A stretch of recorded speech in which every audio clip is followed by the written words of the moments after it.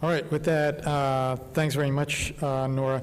And let me ask the first four speakers to come on up, if you would, and join me up here at the dais.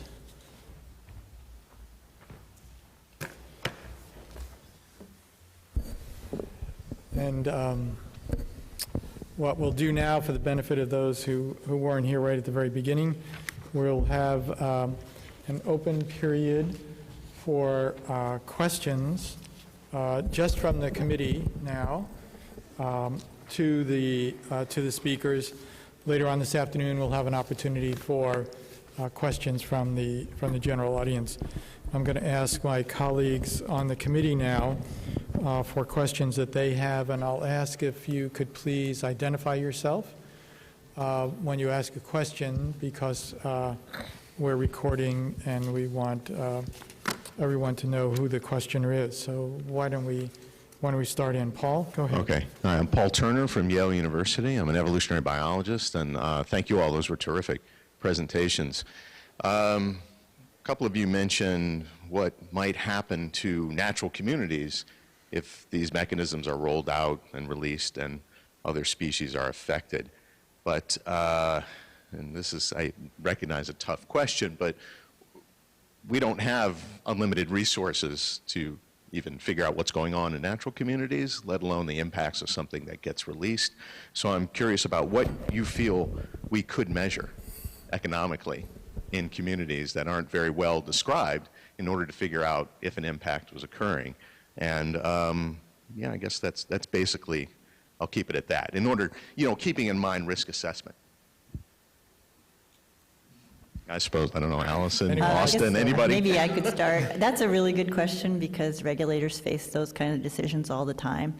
And I don't think there is an inexpensive way to look at these interactions, but and I get what you're saying is we can't look at everything, we can't study everything. So typically, like in that fish example that I showed, the big complicated diagram, you try to identify what are the harms that you're worried about and focus on those harms. Maybe it would be non-target species being wiped out or something like that. So you can sort of focus your question that way. But at the end of the day, you have to understand the ecological interactions in the community, and we can't know all of that even with millions and millions of dollars. So we have to acknowledge that there's a great deal of uncertainty in some of our predictions.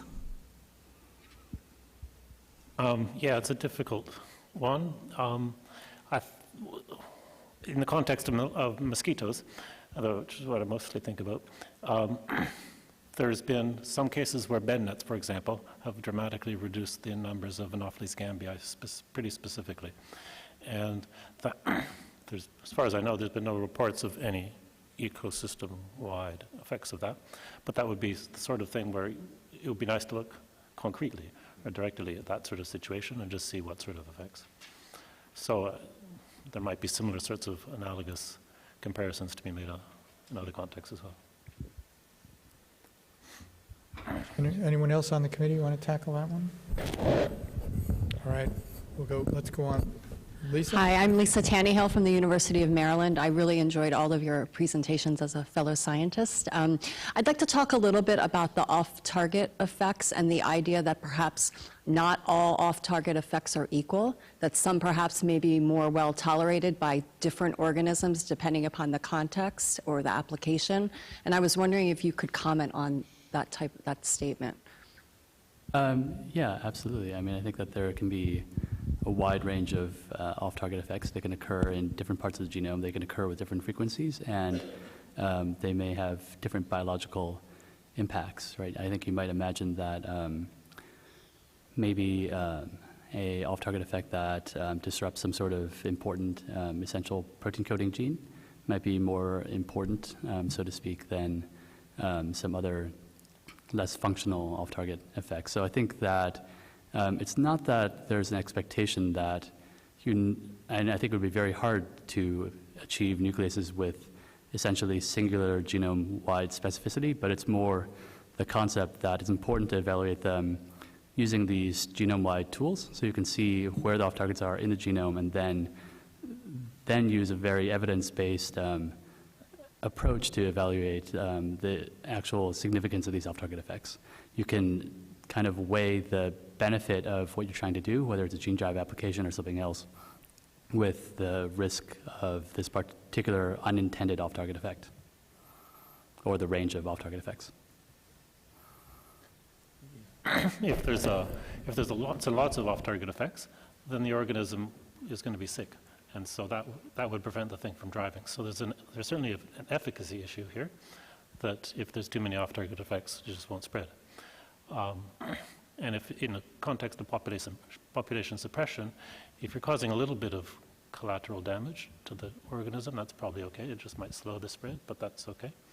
And so but you still want, it's great what they're doing, to find out exactly what's happening and to be able to say, is there any possible risks with specific instances of off-target effects? But it'll be the specifics that need to be looked at. Nora, did you want to add to that, or, okay? I would have said exactly what You're good? Austin's. Okay. If I could follow up, though, are there any species in particular that we might expect these do we know enough to know if these off-target effects might be expected more in one species, one group, as opposed to another at this point? I don't think we have a good sense. I mean, I think most of the studies that I'm aware of have been done in human cells, so a lot of the focus is on understanding off-target effects for genome editing-based therapeutics, where you're treating populations of cells. I think it's important to extend these to other species. So. Okay. Wayne? Go ahead. So I'm Wayne Is that working? I'm Wayne Landis. I do ecological risk assessment. Thanks for talking about that a little bit. That was interesting. So I have two sets of questions. One is for, I guess, more of the molecular people, talking about the spread of the drives or other elements. Is that many plants and animals have resistant stages. Seed banks are widely known. Many animals have resistant stages. The Phipia of Daphnia, it's not clear how long they can actually last. How is that going to actually change what you expect in the rate of change in a population when, in fact, there's all these other individuals that are in a resistant stage and they persist for a very long time? I can see your drive actually taking a species down, and then it just reappears. And that drive's not there anymore because now it's been reproductively isolated. I love those questioning, those like, what? Oh, yeah. And the second one is eDNA, environmental DNA. We can now look at community structure doing that, and what's the potential for that, and actually understanding community structure and the changes when you introduce a new species and so forth. And I figure Allison and Nora will be wanting to answer that one perhaps. So I guess I'm trying to target each half of the panel. Thank you very much. All right. Anybody want to jump in first? Again, in the context of mosquitoes, so there's a lot of debate and uncertainty around estivation, dormancy through the dry season. But I don't see that as an inherent problem. It might even be a benefit of helping the drive construct get through a dry season into the next wet season. So, and they don't have anything like a seed bank that can go for years and years, or a Phipia that can go for years and years. So I think the high-level response would be that if the consequence of a long seed bank is to make the generation time longer on average, and so that's going to really slow things down. And if you've got a long seed bank, then then probably gene drive is it's like it's like trying to do it on elephants. It wouldn't make sense. Yeah. But for the context of estivation and mosquitoes, I don't think that's such a problem. Yeah. Well, yeah, I think it's a good point to bring up the dormant phases of seeds and other organisms, and it could prevent the gene drive from persisting, being effective over the long term, or it could just provide more and more wild types to come along and be affected by the gene drive later. So it's very complicated, and you'd want to work that into any of your predictions for a given system. That's a really good point.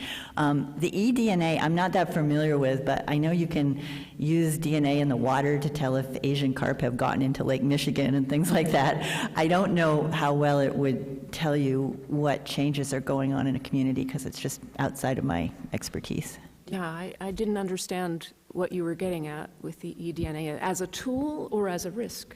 So Can I follow up? Yes, of course, go ahead, Wayne. So please. right now, we have environmental DNA 18S, the sequence for that, and we're looking at community structures in eukaryotes in Brisbane estuaries to see how it changes due to nutrients and so forth. So it's a way of identifying individuals' community structure and you can define many more species than you can through conventional taxonomy. It's a relatively new tool, but it also allows us to see things and perhaps cheaper. It's a data analysis question, and we're not quite there yet, but it's been used in aquatic systems. The Asian carp is one that's well known, but you can do it for all kinds of organisms, both vertebrates and invertebrates that you find in an aquatic system, and I do aquatics mostly, so I don't know about terrestrial systems. Yeah. So that's So eDNA. so thinking about the Anopheles gambiae complex, are you suggesting that some sort of environmental sampling would assist us with understanding the spread, or would Not this just be a spread, tool? but also impacts. Because I shouldn't say that. It is not always clear what causes changes in community structure, whether it's the introduced genome or other factors. And trying to separate that is what we have used communities often in trying to regulate clean water and so forth. So I guess my question is, are there other tools than what you've conventionally used and what their efficacy might be in this particular case? And I'm seeing I'm smiles. sure there are, and we just don't know about them. Okay. Yeah, All and right. they're going to be developing too. I mean, the technology Absolutely. is changing all the Absolutely. time, so. And a follow-up to the dormant stage, well, that's another way to keep in a gene drive in an environment longer than you expect. Once it becomes dormant, it can persist, you'd think, a longer time. And you brought that up, Austin, about it. It'll happen if it goes through an estivation phase, it will persist longer and make it through the dry season. I can also think of other cases where you have resistant seeds and so forth that would keep the drive in the region longer. So I can see it going both ways. Done. All right, thanks, Wayne. Jason? My name is Jason Delborn. I'm affiliated with the North Carolina State University Genetic Engineering and Society Center. Austin, I was interested in your presentation. You talked about your enthusiasm for what you called counteracting constructs, or what are sometimes called gene drive reversal constructs, that your enthusiasm has waned. And I wonder if you could speak a little bit about what has made you less interested in those, and I'd invite other panelists to comment on their enthusiasm or confidence or interests in gene drive reversals. Thank you. Well, it's just that, well, it was brought home to me by just talking to several people that if you run into a problem, the thing you might not want to do is to do exactly the same thing that got you the problem. And you might want to be looking at other things, or you might not get permission to do that second thing. So it's not really, it's not necessarily the ideal, and it seems to me, and the precedents in biological control, which don't have don't have that kind of thing, makes me think we ought to be able to find a pathway that we don't rely on them. Now, we might want to have them in our back pocket, but we ought to be able to proceed. I hope this is a hunch rather than proven, but I think we ought to be able to mitigate risk to an extent that we don't have to say, and we have this, So that's just a stance, I guess. My comment on that is, in terms of these, molecularly, in terms of these so-called reversal drives, I guess one point that's been made is that you might be able to reverse the mutation, but you're still not actually reverting the organism to its wild-type state, that you're leaving, for example, an engineered nucleus still integrated in the genome, and so that is not really complete reversal. The other thing to think about, I think, is that just as when you have a gene drive, you might have an engineered nucleus with potential off-target effects, when you put in this reversal drive, you might also have unintended off-target effects of that as well. Yeah, good, thanks. Joyce? Thank you. I'm Joyce Tate from the University of Edinburgh. Following up on this question on gene drive reversal, I wonder if you could elaborate on more general methods of biological containment, which have been around since before gene drives have been on the scene. And these are techniques that can be used to prevent the spread of GMO plants in the natural environment and so on. Is that a technology that you would also rule out for gene drive technologies rather than the more technically complex gene drive reversal?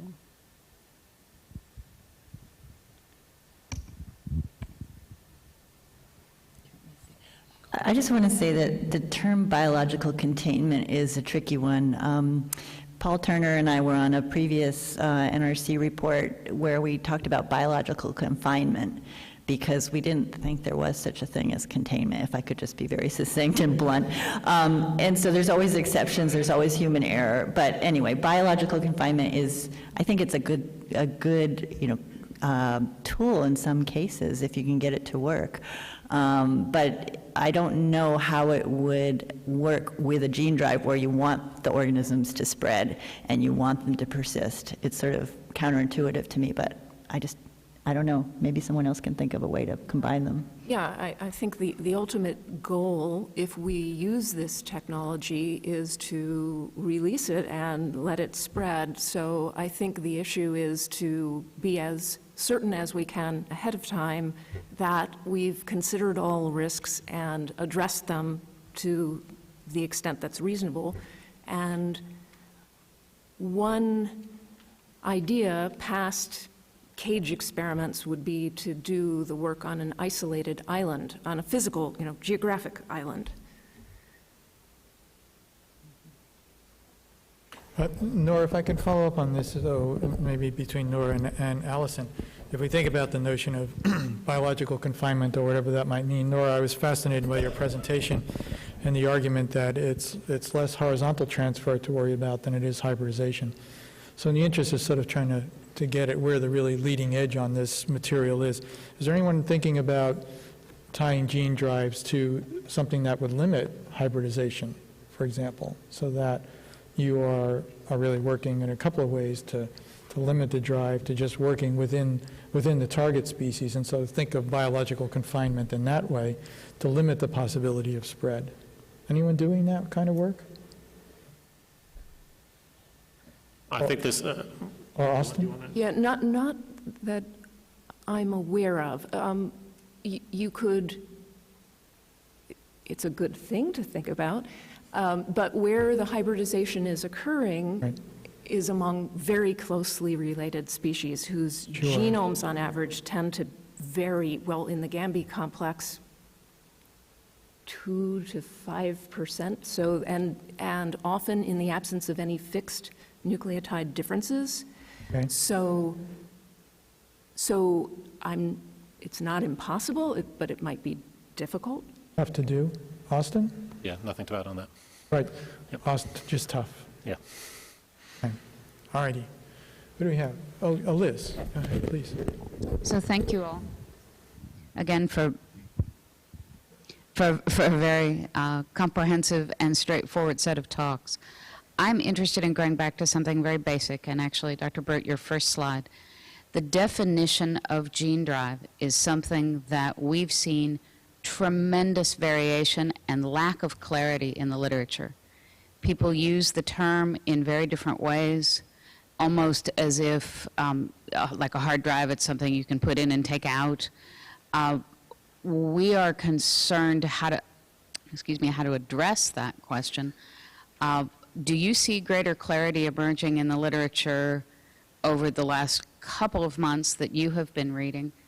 And where do you think the common perspective is on what gene drive technology, gene drive processes are that are points of confusion among your colleagues or the community that you think is important to address?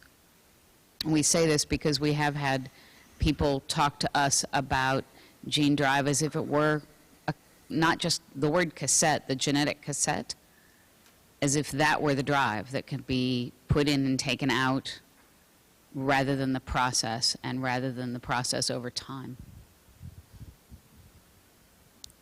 The original use of the word drive in genetic context was in meiotic drive. I think it was in the 50s, if I remember right. And so that's defining a process rather than a, yeah. And it's a process of preferential inheritance. So it's talking about the inheritance that has consequences. So some people use it to mean spread through a population through that process. To my mind, it's worth separating those things. You can have the process, but if there's enough fitness effects going against you, then you won't get spread. So they're, in a sense, separable. So it's, yeah, I think of it as a process or a force like mutation or selection, and according to the balance of those forces, then that will affect how it spreads or not. And it's not, so I think of I use gene drive system or gene drive element so to make refer to the bit of DNA. And your definition is the clearest I've seen of all the just your slides, clearest conceptual definition of everything we've seen, which is something of a muddle. Okay, thank you. Anyone else want to jump in and potentially muddle the situation? Sounds good. It's important to remember that this has happened in nature, right? The P element in Drosophila in less than 50 years spread itself worldwide across oceans without any human intervention whatsoever. It's a remarkable bit of data, isn't it? Yeah. Good. Joe. Travis from Florida State University, so thank you all for your time and effort in giving us these wonderful presentations. I have two questions that primarily would be oriented toward Allison and Nora's presentations. The first is to ask this question. The first is this.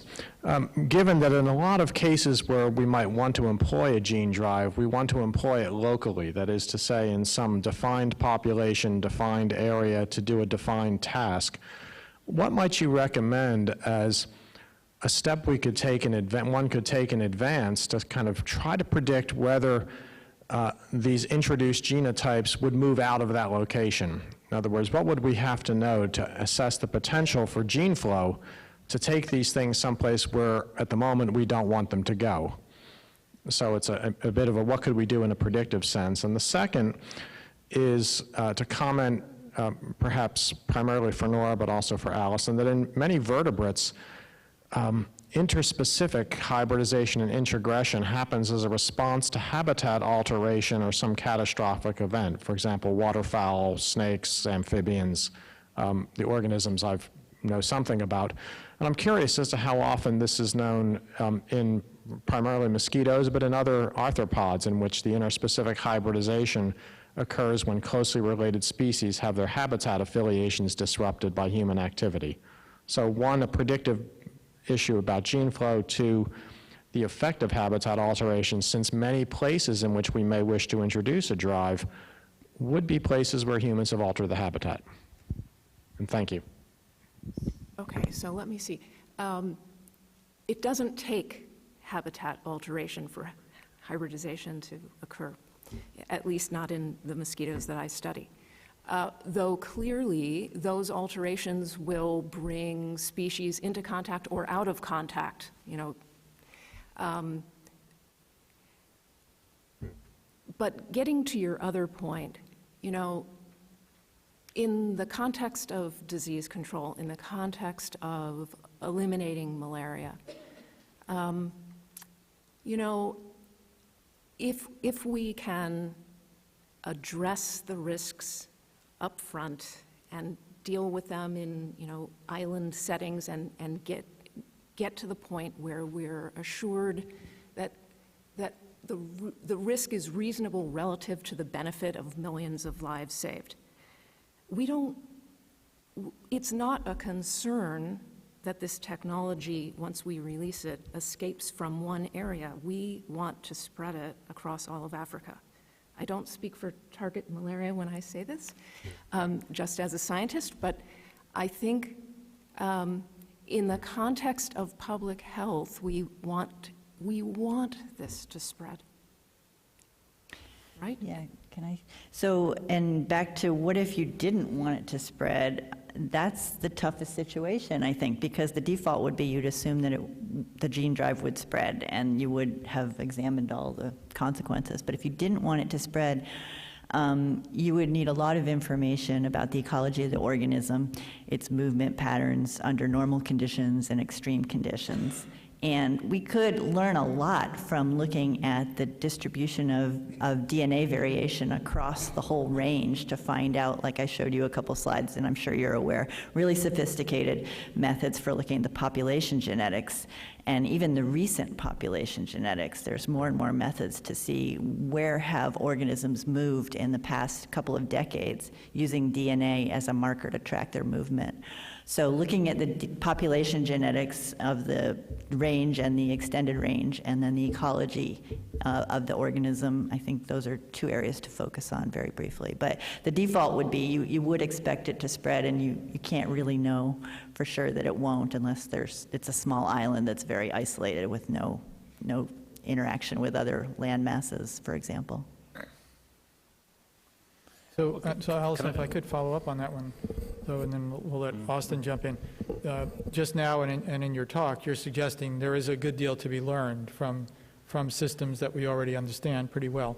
So the question would be, you're not seeing these gene drive systems as being qualitatively different in ways that require new kinds of technologies or special kinds of precautions? Oh, that's a real, you know what you're making me think of, you're talking about technology, I'm thinking about Austin's talk, that this is another type of evolutionary force that we need to consider in addition to natural selection and other things. So, when we use population genetic models, this is going to have to be incorporated in.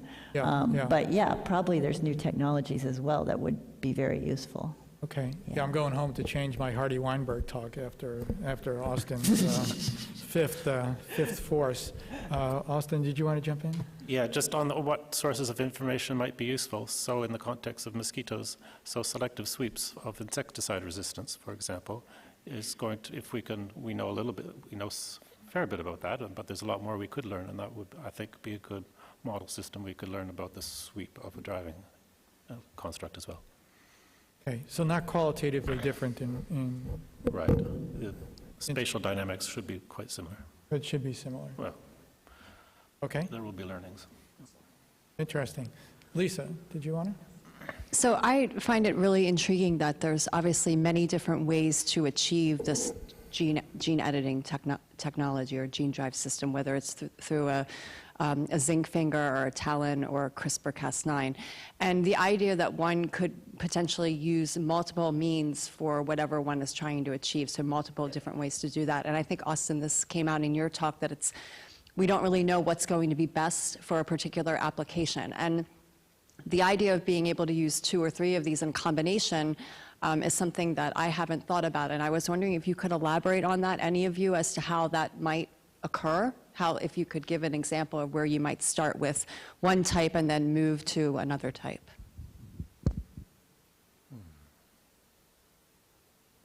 Well, if the first type doesn't work, then you go to the not much more deep than that.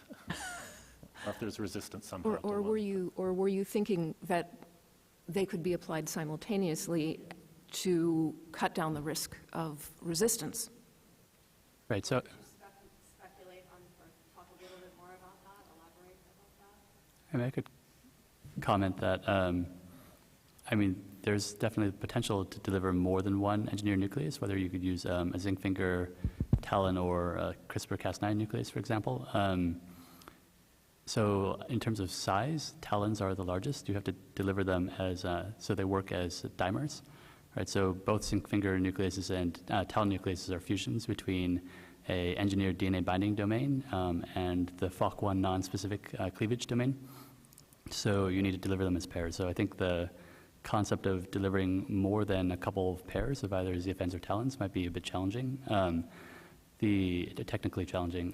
For CRISPR-Cas9 systems, because their specificity is primarily directed by these short guide RNA sequences, you can imagine that they're much more multiplexable, and so you could potentially deliver a large number of these small guides to direct the specificity of Cas9. This might be a mechanism potentially to cut down on resistance, for example.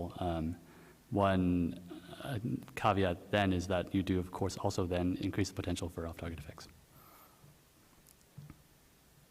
The different architectures offer somewhat different. So one of the things we worry about is target site resistance. So changes in the specific sequence for targeting it. So different guide RNAs would be the CRISPR way of dealing with that.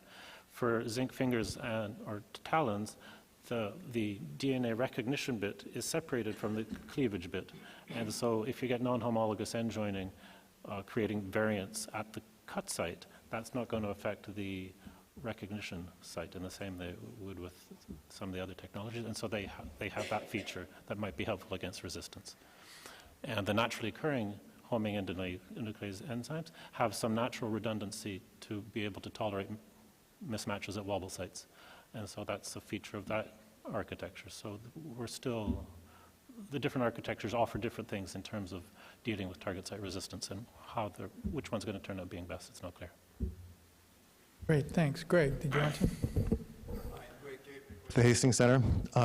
This panel is about the scientific considerations, but I wanted to give you a chance to think a little bit about what responsible conduct of research means here and how you see the responsibilities being apportioned among scientists and funders of science and regulators. I'm thinking here partly, Allison, I guess, about your suggestion that a moratorium might be appropriate. Do you see that as something that scientists should be imposing themselves, or should it be imposed from outside? I have no idea how to accomplish that. I put a lot of question marks in my talk on purpose. But it's a really important question, and it's got to involve a lot of different stakeholders, and this committee is going to play a big role. And there was a recent editorial in Nature just came out about whether the Asilomar conference is a good model, for when we first had recombinant DNA, and how no, it is not any good anymore because the world is different and it's all interconnected. So I think that is actually, they point to the role of scientific committees like the Academy, and luckily this committee has people like you on it, so it's very broad. Anyone else want to jump in on that one? Well, it's important to go into, so the role of scientists, I guess, is to provide information and not to tell people what they should do. And so, so I see it as, we're investigating this potential tool, whether it will be, and you want to explain it as well as you can, but there's limited, until you do the research to find out what works and doesn't work, you can't get to a final answer but from the customer or the people affected, whether they want it or not. But you want to, as much as possible, tell them what you're doing. I don't know if that quite answers your question. Go ahead, Greg. So in that model, if the scientists are providing information, then you're suggesting that whatever constraints or responsibilities there are generated by whoever you're providing the information to, not by the scientists. And I'm curious whether you see the scientists themselves as not just providing information to somebody else, but shouldering some sort of decision-making responsibility for making sure that this technology is used wisely. Yes, but I guess in the context, this is speaking personally, so that's not, I'm mostly working on a technology that would be used in places where I don't live, then that's particularly a case where I'm not, that has to be their decision about whether to use it. Anyone else on that one? Allison, you look like you're thinking about it anyway. No? I just think it's a great question. I think we all have our biases, and there's a lot of research that's been done on how scientists communicate their science based on their personal biases, and none of us are objective. I mean, we're all promoting our agenda in some way, I think, even though we're trying to just be clear about the science. Okay. Thanks. Joyce? Thank you. This is Joyce Tate again.